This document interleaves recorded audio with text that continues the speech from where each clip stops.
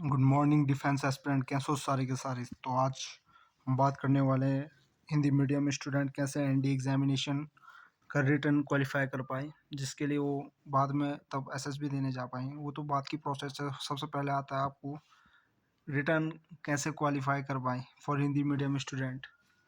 Now सबसे पहले बात आती है कि आपका मैथमेटिक्स की स्ट्रैटेजी डिस्कशन करेंगे, क्योंकि वो सबसे ज़्यादा मार्क्स 300 नंबर का वेटेज रखता है। 120 क्वेश्चन आते हैं। सो सबसे पहले आपको एनसीईआरटी क्लास 11 12 पूरी लगानी है भाई, बिकॉज ये बेसिक बनाता है आपका। देन आर एस अग्रवाल या आर डी शर्मा दोनों में से एक पूरी बुक आपको कंप्लीट करनी है, जो आपको थोड़ा मतलब एडवांस लेवल तक के क्वेश्चन सॉल्व करने में हेल्प करेगा। एंड देन आपको मतलब ये चैप्टर वाइज पे आना है। चैप्टर वाइज आपको बताता है कि कौन सा क्वेश्चन आप कितना सॉल्व कर पा रहे हैं। नाउ इंग्लिश में आते हैं, क्योंकि हम हिंदी मीडियम वाले स्टूडेंट रहते हैं जो इनकी इंग्लिश उतनी अच्छी नहीं रह पाती, कईयों को तो पढ़ना भी नहीं आ पाता, जैसा मैं भी था।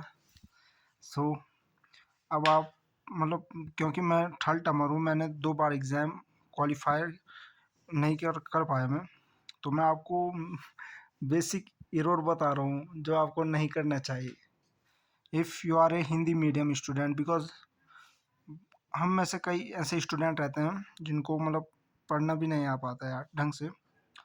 बट ये चीज़ ऐसे नहीं है कि भाई हम कर ही नहीं सकते। इंग्लिश के लिए आपको सबसे पहले आपको रीडिंग करनी चाहिए, अपना वोकैब बनाना चाहिए सबसे पहले नॉर्मली से। फिर पहले हिंदी के वर्ड्स को इंग्लिश में ट्रांसलेट, फिर बाद में आपको इंग्लिश टू इंग्लिश के वर्ड को इंग्लिश के मीनिंग के साथ ट्रांसलेट करना चाहिए, जो आपको बहुत हेल्प कर पाएगी। एंड नाउ न्यूज़पेपर पढ़ना चाहिए करंट अफेयर्स के लिए, मैगजीन पढ़नी चाहिए, monthly magazine. And grammar spotting error जो क्वेश्चन आते हैं 10 to 5 नंबर के PQRS, it's depend on grammar. तो मतलब 15-20 नंबर के ग्रामर आती है भाई, वो सॉरी क्वेश्चन 15-20 क्वेश्चन ग्रामर का आता है, 15-20 रीडिंग बेस आते हैं और 10 क्वेश्चन वोकैबलरी, कभी कभी 5-10 आगे पीछे हो जाता है। सो आपको रीडिंग पर डे करनी है भाई, हर दिन वोकैब पढ़ना है, आपको रजिस्टर बनाना है, उस पर मेंशन करना है। नाउ मूव फॉरवर्ड, आपका फिजिक्स केमिस्ट्री और बायो तीनों ऐसे सब्जेक्ट है जो आपने पहले पढ़ चुके होंगे, या आर्ट्स बैकग्राउंड से हैं तो कोई बात नहीं। 10th तक हाई वेटेज के क्वेश्चन आते हैं, 11th-12th के बहुत कम आते हैं। नाउ जीएस में आपको ऐसा करना चाहिए कि पूरी NCERT 6th to 12th geography जो 80 नंबर का वेटेज रखता है, पूरी पढ़नी चाहिए आपको।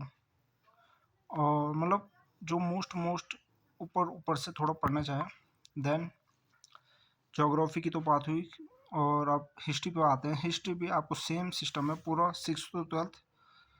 एंड करंट अफेयर तो जो न्यूज़ में चल रहा भाई वही, या आप कोई स्पेसिफिक बैच परचेस कर सकते हैं। बट इस लालच में नहीं जाना चाहिए कि भाई बैच में दिखा रहे तो उतने को उतने बच्चे किसी स्पेसिफिक कोचिंग ने निकाल दिया, ऐसा नहीं होता भाई, बहुत कम चांसेस है। तो आपको ये रिकमेंड करूँगा कि पहले सेल्फ स्टडी से कीजिए, because it is very important part. And now it is depend on you guys. तो जय हिंद, जय भारत।